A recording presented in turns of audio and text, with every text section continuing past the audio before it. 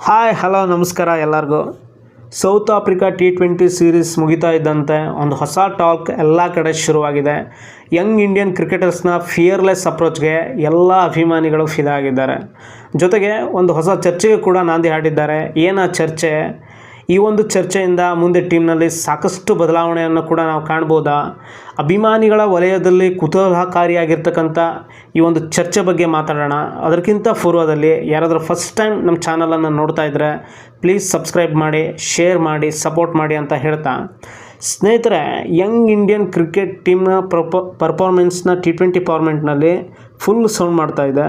ಹೊಸ ಹುರುಪನ್ನು ಎಲ್ಲ Indian cricket ಅಭಿಮಾನಿಗಳಲ್ಲಿ ಮೂಡಿಸಿದೆ. ಯಾಕಂತಂದರೆ ಕಳೆದ ಆಸ್ಟ್ರೇಲಿಯಾ ಜೊತೆಗಿನ ಸೀರೀಸ್ನಲ್ಲಿ ಆಡಿದಂತಹ ಪರಿಯಾಗಿರ್ಬೋದು, ಆಸ್ಟ್ರೇಲಿಯಾದಂತಹ ಬಲಿಷ್ಠ ತಂಡವನ್ನು T20 ಫಾರ್ಮೆಟ್ನಲ್ಲಿ 4-1 ಮಣಿಸಿರುವುದು ಸಾಮಾನ್ಯ ಸಂಗತಿ ಏನಲ್ಲ. ಈ ಒಂದು ಸೀರೀಸ್ನಲ್ಲಿ ಸಾಕಷ್ಟು ಆತ್ಮವಿಶ್ವಾಸವನ್ನು ಗಳಿಸಿ ಈಗ ಒಂದು ಗೆಲುವಿನ ಮೂಮೆಂಟ್ನ ಜೊತೆಗೆ ದಕ್ಷಿಣ ಆಫ್ರಿಕಾಗೆ ಕಾಲಿಟ್ಟಿದ್ದಾರೆ. ಅಲ್ಲಿ ಕೂಡ ಯಂಗ್ ಟೀಮ್ ಇಂಡಿಯಾದ ಹುಡುಗರು ಬಲಿಷ್ಠ ಆಫ್ರಿಕಾಗೆ ತಮ್ಮ ಪಿಯರ್ಲೆಸ್ ಬ್ರ್ಯಾಂಡ್ ಕ್ರಿಕೆಟ್ನಿಂದಾಗಿ ಒಂದು ಅಪ್ರೋಚ್ನಿಂದಾಗಿ ಆಫ್ರಿಕಾವನ್ನು ಸೋಲಿಸುವಲ್ಲಿ ಯಶಸ್ವಿ ಆಗ್ತಾರೆ, ಸರಣಿ ಸಮಬಲಕ್ಕೆ ಕಾರಣವಾಗ್ತಾರೆ.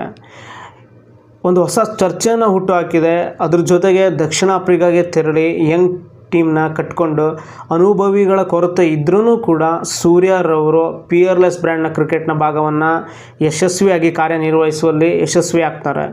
ಈ ಒಂದು ಚುಟುಕು ಕ್ರಿಕೆಟ್ನ ಸೌತ್ ಆಫ್ರಿಕಾ ಸೀರೀಸ್ನ ಬಗ್ಗೆ ನಾವು ಪಾಸಿಟಿವ್ ಅಂಶಗಳ ಬಗ್ಗೆ ನಾವು ಮಾತಾಡೋದಾದರೆ ಅಥವಾ ನೋಡೋದಾದರೆ, ಒಂದು ಕ್ಯಾಪ್ಟನ್ಶಿಪ್ ಅನ್ನೋದು ಯಾವುದೋ ಒಂದು ತ್ವರಿತಗತಿಯಲ್ಲಿ ಒಂದು ತೆಗೆದುಕೊಂಡಂಥ ನಿರ್ಧಾರ ಅಂತ ಕೆಲವೊಂದು ಬಾರಿ ಅನಿಸಿದ್ರು ಕೂಡ ಸೂರ್ಯ ಅವರು ಮುನ್ನಡೆಸಿದಂಥ ಪರಿ ಎಲ್ಲರಿಗೂ ಒಂದು ಬಹಳಷ್ಟು ಇಷ್ಟವಾಗಿರ್ತಕ್ಕಂಥ ಒಂದು ವಿಚಾರವಾಗಿದೆ. ಒಂದು ಸೀರೀಸ್ನಲ್ಲಿ, ಆಸ್ಟ್ರೇಲಿಯಾ ಸೀರೀಸಲ್ಲಾಗಿರ್ಬೋದು, ಸೌತ್ ಆಫ್ರಿಕಾ ಸೀರೀಸ್ನಲ್ಲಾಗಿರ್ಬೋದು, ಯಾವುದೇ ಅಂಜದೆ ಅಳುಕದೆ ತೆಗೆದುಕೊಂಡಂತಹ ನಿರ್ಧಾರ ಪ್ರತಿಯೊಂದು ಹಂತದಲ್ಲಿ ಭಾರತಕ್ಕೆ ಕೈ ಹಿಡಿದಿದೆ ಅಂತ ಹೇಳ್ಬೋದು. ಇನ್ನು ಪಿಯರ್ಲೆಸ್ ಬ್ಯಾಟಿಂಗ್ ಅಪ್ರೋಚ್, ಈ ಬ್ಯಾಟಿಂಗ್ ವಿಭಾಗವನ್ನು ನಾವು ನೋಡೋದಾದರೆ ಈ ಬಾರಿಯ ಒಂದು ಯಂಗ್ಸ್ಟರ್ಸ್ಗಳು ಆಡಿದಂಥ ಪರಿ ಪ್ರತಿಯೊಂದು ಹಂತದಲ್ಲಿ ಕೂಡ ಅದು ಒಂದು ನೋಡುಗರಿಗೆ ರೋಮಾಂಚನವಾಗಿತ್ತು. ಫಸ್ಟ್ ಬಾಲಿಂದನೇ ಟೇಕ್ ಆನ್ ಮಾಡುವಂಥ ಬೌಲರ್ಗಳಿಗೆ ರೀತಿಯಾಗಿರ್ಬೋದು, ಅದು ಎಲ್ಲರಿಗೂ ಇಷ್ಟವಾಗುವಂಥದ್ದು. ಇನ್ನು ಮೂರನೇ ಪಾಯಿಂಟ್ ಅಂತಂದರೆ ಬೌಲರ್ಗಳ ಬಿಗಿ ಹಿಡಿತ.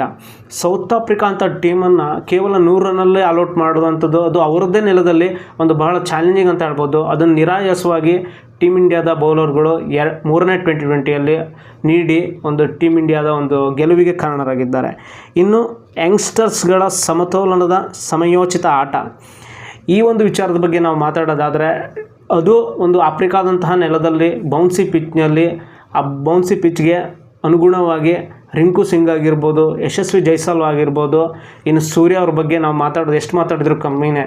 ಒಬ್ಬ ಕ್ಯಾಪ್ಟನ್ ಆಗಿ ಅವ್ರು ಟೇಕ್ ಆನ್ ಮಾಡಿದಂತಹ ಒಂದು ರೀತಿಯಾಗಿರ್ಬೋದು, ಮೂರನೇ T20ಯಲ್ಲಿ 100 ರನ್ನ ಹೊಡೆದು ಟೀಮ್ ಇಂಡಿಯಾದ ಒಂದು ಸಮಬಲಕ್ಕೆ ಕಾರಣರಾಗಿರ್ತಕ್ಕಂತಹ ಒಂದು ಆಟ ಆಗಿರ್ಬೋದು, ಎಲ್ಲರೂ ಮೆಚ್ಚುವಂಥದ್ದೇ. ಈ ಒಂದು ಬ್ಯಾಟಿಂಗ್ ಯೂನಿಟ್ ಕೂಡ ಒಂದು ಪಿಯರ್ಲೆಸ್ ಬ್ರ್ಯಾಂಡ್ ಕ್ರಿಕೆಟ್ ಕೂಡ ಟೀಮ್ ಇಂಡಿಯಾದ ಒಂದು ಯಶಸ್ಸಿಗೆ ದಾರಿದೀಪ ಆಯಿತು ಅಂತಲೇ ಹೇಳ್ಬೋದು. ಇನ್ನು ಕೊನೆಯದಾಗಿ ಇದ್ರ ಬಗ್ಗೆ ನಾವು ಮಾತಾಡಲಿಲ್ಲ ಅಂದರೆ ಕಮ್ಮಿ ಆಗುತ್ತೆ ಅಂತಲೇ ಹೇಳ್ಬೋದು, ಅದು ಕುಲ್ದೀಪ್ ಅವರ ಸ್ಪಿನ್ ಮಾಂತ್ರಿಕತೆ. T20 ಫಾರ್ಮೆಟ್ನಲ್ಲಿ 3 ವಿಕೆಟ್ ಪಡೆದುಕೊಳ್ಳೋದೇ ಒಂದು ದೊಡ್ಡ ಸಾಧನೆ. ಅದರಲ್ಲೂ 5 ವಿಕೆಟ್ಗಳ ಒಂದು ಗೊಂಚಲನ್ನು ಕುಲ್ದೀಪ್ ಯಾದವ್ ಪಡ್ಕೊಳ್ತಾರೆ ಅಂತಂದರೆ ಅದು ಅವರ ಒಂದು ಸ್ಪಿನ್ ಮಾಂತ್ರಿಕತೆಗೆ ಒಂದು ತಳಹದಿ ಅಂತಲೇ ಹೇಳ್ಬೋದು. ಅವರ ಒಂದು ಡೆಲಿವರ್ಡ್ ಮಾಡಿದಂಥ ಒಂದು ಬೌಲಿಂಗ್ನ ಅವರು ಡೆಲಿವರ್ಡ್ ಮಾಡಿದಂಥ ಪರಿಯಾಗಿರ್ಬೋದು ಹಾಗೂ ಹಾಕಿದಂತಹ ಒಂದು ಲೆಂತ್ ಆಗಿರ್ಬೋದು, ಎಲ್ಲವೂ ಕೂಡ ಅವರಿಗೆ ಮೂರನೇ T20ಯಲ್ಲಿ ಕೈ ಹಿಡಿದಿದೆ ಅಂತಲೇ ಹೇಳ್ಬೋದು. ಈ ಎಲ್ಲ ಅಂಶಗಳೊಂದಿಗೆ ಟೀಮ್ ಇಂಡಿಯಾದ ಯಶಸ್ವಿ ಪ್ರದರ್ಶನದಿಂದ ಟೀಮ್ ಮ್ಯಾನೇಜ್ಮೆಂಟ್ ಹಾಗೂ BCCI ಮುಂಬರುವಂಥ T20 ವರ್ಲ್ಡ್ ಕಪ್ಗೆ ಸಾಕಷ್ಟು ಬದಲಾವಣೆಯನ್ನು ಮಾಡಿದ್ರೂ ಅಚ್ಚರಿ ಪಡಬೇಕಾಗಿಲ್ಲ. ಈ ಒಂದು ಹೊಸ ಬದಲಾವಣೆ ಆಗಿದ್ದೇ ಅದರಲ್ಲಿ ಯಾವೆಲ್ಲ ವಿಷಯಗಳು ಮುನ್ನೆಲೆಗೆ ಬರ್ತಾವ ಅನ್ನು ನಾವು ನೋಡೋದಾದರೆ, ಅದರಲ್ಲಿ ಫಸ್ಟ್ ಬರೋದೇ ಹಿರಿಯ ಆಟಗಾರರಿಗೆ ವಿಶ್ರಾಂತಿಯನ್ನು ನೀಡುವುದು. ಯಾಕಂತಂದರೆ ಹಿರಿಯ ಆಟಗಾರರಿಗೆ ವಿಶ್ರಾಂತಿಯನ್ನು ನೀಡಿ ಒಂದು ಪಿಯರ್ಲೆಸ್ ಬ್ಯಾಟಿಂಗ್ ಅಪ್ರೋಚ್ ಆಗಿರ್ಬೋದು, ಪಿಯರ್ಲೆಸ್ ಒಂದು ಪ್ರದರ್ಶನ ಆಗಿರ್ಬೋದು, ಎಲ್ಲ ಅಭಿಮಾನಿಗಳಿಗೆ ಒಂದು ಖುಷಿಯ ಕಾರಣವಾಗಿದೆ. ಇದನ್ನು ಮುನ್ನಡೆಸುವ ನಿಟ್ಟಿನಲ್ಲಿ ಟೀಮ್ ಮ್ಯಾನೇಜ್ಮೆಂಟ್ ಅವರು ಒಂದು ಯೋಚನೆಯನ್ನು ಮಾಡ್ಬೋದು. ಇನ್ನು ಯುವ ಆಟಗಾರರಿಗೆ ಎರಡನೇ ಪಾಯಿಂಟನ್ನು ನಾನು ಹೇಳ್ತಾ ಇದ್ದೀನಿ. ಯುವ ಆಟಗಾರರಿಗೆ ಇನ್ನು ಹೆಚ್ಚಿನ ಅವಕಾಶವನ್ನು ನೀಡುವುದು. ಹೆಚ್ಚಿನ ಅವಕಾಶವನ್ನು ಯುವ ಆಟಗಾರರಿಗೆ ನೀಡೋದ್ರಿಂದ ಅವರ ಅನುಭವ ಪಕ್ವತೆಯನ್ನು ಕಾಣುತ್ತೆ. ಜೊತೆಗೆ ಫಾರಿನ್ ಕಂಡೀಷನಲ್ಲಿ ನಡೆಯೋದ್ರಿಂದ T20 ವರ್ಲ್ಡ್ ಕಪ್ ಅದು ಹೆಚ್ಚಿನ ಅವಕಾಶ ಅವರಿಗೆ ಸಹಕಾರಿ ಆಗುತ್ತೆ ಅಂತಲೇ ಹೇಳ್ಬೋದು. ಇನ್ನು ಮೂರನೇ ಪಾಯಿಂಟ್ ಅಂತ ಹೇಳಿದ್ರೆ ಪಿಯರ್ಲೆಸ್ ಕ್ರಿಕೆಟ್ ಬ್ರ್ಯಾಂಡನ್ನು ಉತ್ತೇಜನ ಮಾಡುವುದು.